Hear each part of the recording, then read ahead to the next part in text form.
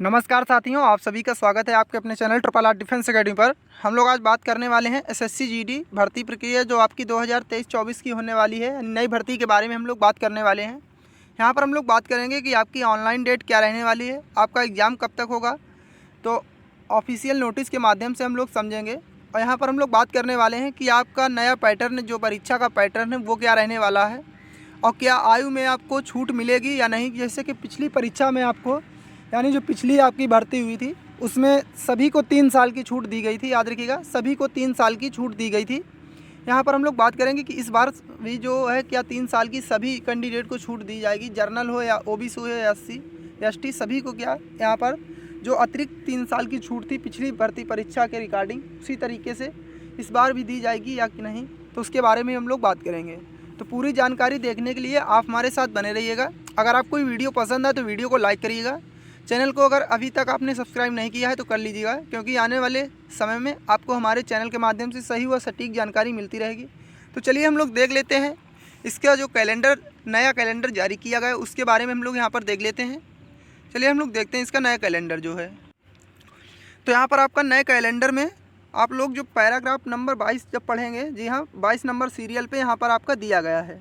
तो यहाँ पर लिखा गया है constable GD in central armed force police. तो यहाँ पर आपका लिखा गया NIA SSF and rifleman Assam rifle examination 2024। तो यहाँ पर आप लोग देख सकते हैं ये आपका दिया गया है। यहाँ पर आपका बोला गया है डेट ऑफ एडवर्टाइजमेंट, यानी जो इसके यहाँ पर अप्लाई जब से आपके फॉर्म चालू होंगे तो ये डेट आपकी दी गई है। तो ये आपकी दी गई है 24 नवंबर। याद रखिएगा 24 नवंबर से आपके जो फॉर्म है अप्लाई होने चालू हो जाएंगे। यहाँ पर अगर बात कर लेते हैं कि जो आपकी क्लोजिंग डेट क्या रहने वाली है, यानी कि जो फॉर्म भरने की अंतिम प्रक्रिया जो है कब तक रहेगी, तो ये 28 दिसंबर तक रहने वाली। याद रखिएगा 28 दिसंबर 2023। और यहाँ पर अगर हम लोग बात कर लेते हैं कि आपका एग्ज़ाम जो है कब तक होगा, तो एग्ज़ाम की अगर हम लोग बात करते हैं तो एग्ज़ाम जो आपका ये कराया जाएगा फरवरी मार्च 2024। जी हाँ, फरवरी मार्च 2024 में आपका एग्ज़ाम कराया जाएगा। यहाँ पर आपका टेंटेटिव कैलेंडर आपका जारी किया गया। याद रखिएगा, ये देख लीजिए साफ साफ ऊपर आपका लिखा हुआ भी है कि आपका लिखा हुआ staff selection commission tentative calendar of examination of the year 2023-24। तो यहाँ पर ये देख लीजिए, ये कैलेंडर आपका अपडेट किया गया है, वहीं पे आपको ये जानकारी देखने को मिलेगी। तो चलिए हम लोग देख लेते हैं इससे जुड़ी हुई और भी जो जानकारी है यहाँ पर। तो यहाँ पर हम लोग बात कर लेते हैं सबसे पहले जो आपका एज की, जहाँ एज की जो इस वर्ष आपकी एज क्या रहेगी, जो ये भर्ती आपकी आएगी तो उसमें आपकी एज क्या रहने वाली, तो 18 से 23 तो आपकी सामान्यता मांगी जाएगी, यानी सभी कैंडिडेट की 18 से 23 वर्ष के होने जाए। उसके अतिरिक्त यहाँ पर देख लीजिए प्रीवियस ईयर का आपका नोटिस है, यानी जो पिछला आपका नोटिस है। याद रखिएगा जो पिछली आपकी भर्ती आई थी उसका नोटिस मैं यहाँ पर आपको दिखा रहा हूँ, जो 3 साल की छूट दी गई थी। जी हाँ, ये 3 साल की जो आपका रिलैक्सेशन जो दिया गया था, तो ये आपका कोरोना के मारे दिया गया था। देखिए कोरोना काल के अतिरिक्त मारे आपको दिया गया था। तो इस बार जो है आपका ये 3 साल का जो छूट है ये नहीं दिया जाएगा। जी हाँ, इस बार जो है आपका 3 साल का छूट नहीं दिया जाएगा। यहाँ पर जो भी कैंडिडेट हैं सभी को यहाँ पर 3 साल का छूट नहीं दिया जाएगा। यहाँ पर अगर बात कर लेते हैं तो यहाँ पर SC और ST को जो 5 साल की छूट दी जाएगी। याद रखिए SC और ST को 5 साल की छूट, और OBC की अगर बात कर लेते हैं 3 साल की छूट OBC को दी जाएगी। वहीं एक्स सर्विसमैन की अगर बात करते हैं तो यहाँ पर 3 साल की छूट दी जाएगी। जी हाँ, एक्स सर्विसमैन को। चलिए आगे देख लेते हैं। आगे अगर हम लोग बात कर लेते हैं यहाँ पर, तो यहाँ पर आपकी जो भर्ती प्रक्रिया है 3 चरण में होती है। याद रखिएगा, आप लोगों को पता भी होगा कि आपकी जो भर्ती प्रक्रिया होती है इसमें आपका सबसे पहले जो आपका एग्जामिनेशन होता है, उसके बाद में आपका जो होता है यहाँ पर ये अगर पॉइंट देख लेते हैं NCC का। जी हाँ, NCC का आपका C ग्रेड का अगर सर्टिफिकेट है तो आपको 5% की मिनिमम मार्क्स एग्जामिनेशन में छूट दी जाएगी। वहीं अगर NCC का आपका B ग्रेड का सर्टिफिकेट है तो आपको 3% की छूट दी जाएगी। A ग्रेड का अगर सर्टिफिकेट है 2% ऑफ मार्क्स एग्जामिनेशन। तो ये आपका देख लीजिए NCC वालों के लिए है, जिन्होंने NCC किया है उनको यहाँ पर छूट भी दी जाएगी। चलिए यहाँ पर अगर देख लेते हैं तो आपका जो सबसे पहला चरण होता है जिसमें आपका एग्ज़ाम लिया जाता है, तो उसका हम लोग यहाँ पर बात कर लेते हैं।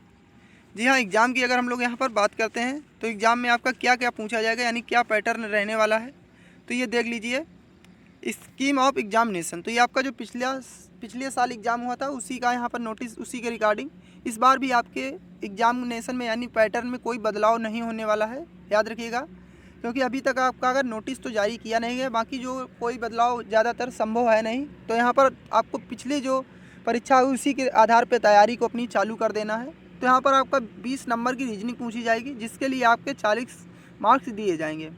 वहीं अगर बात कर लेते हैं यहाँ पर आपकी जो यहाँ पर 20 नंबर यानी 20 क्वेश्चन आपके जनरल अवेयरनेस के होंगे, इसके लिए 40 मार्क्स आपको दिए जाएंगे। और यहाँ पर अगर हम लोग बात कर लेते हैं एलिमेंट्री मैथमेटिक्स जो यानी मैथमेटिक्स की जो गणित आपकी पूछे, ये भी 20 क्वेश्चन होंगे और 40 मार्क्स इसके भी आपको दिए जाएंगे।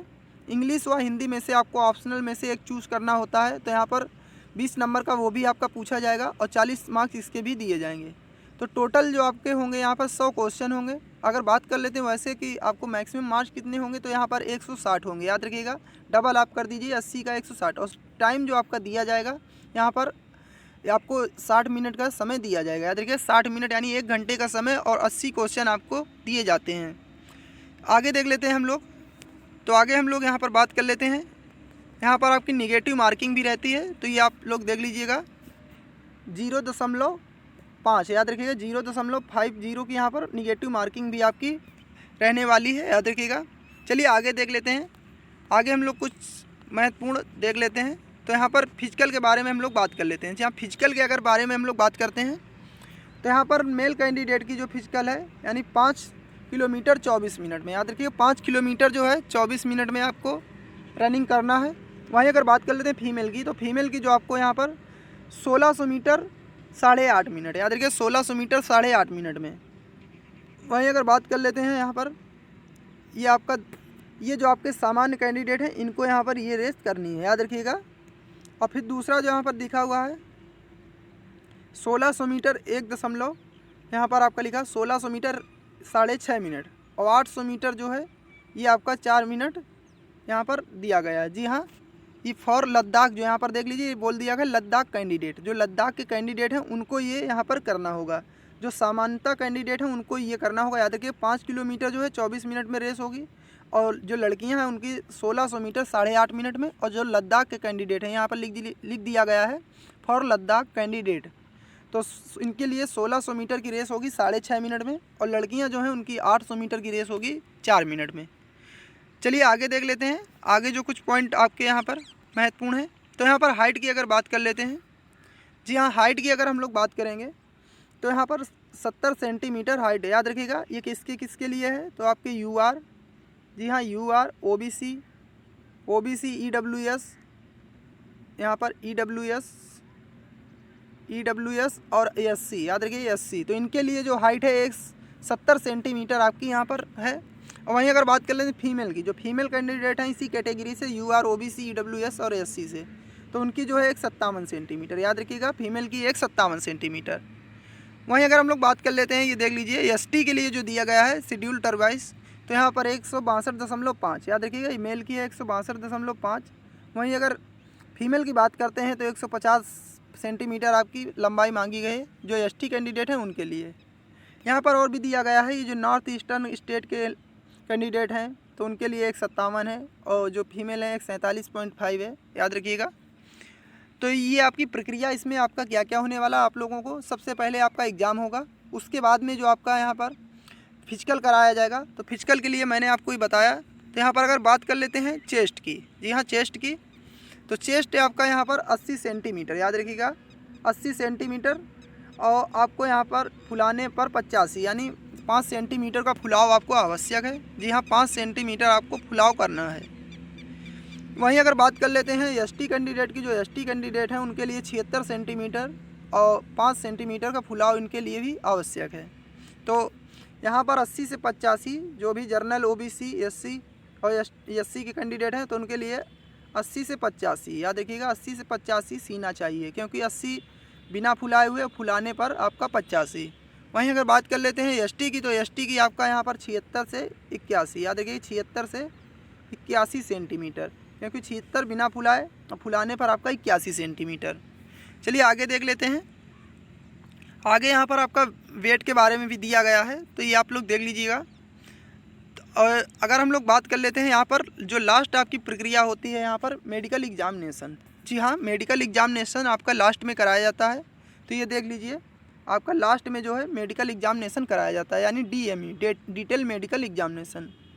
तो आपकी जो भर्ती प्रक्रिया है 3 चरणों से गुजरती है। तो सबसे पहला चरण जो आपका है, यहाँ पर एग्जामिनेशन होगा, उसके बाद में आपका फिजिकल होगा और लास्ट में जो आपका मेडिकल होगा। उसके बाद आपकी क्या होती है कि फाइनल मेरिट तैयार की जाती है। जैसा कि आप लोगों ने काफ़ी परीक्षाएं दी भी होंगी तो उसके बारे में आपको पता भी होगा, याद रखिएगा।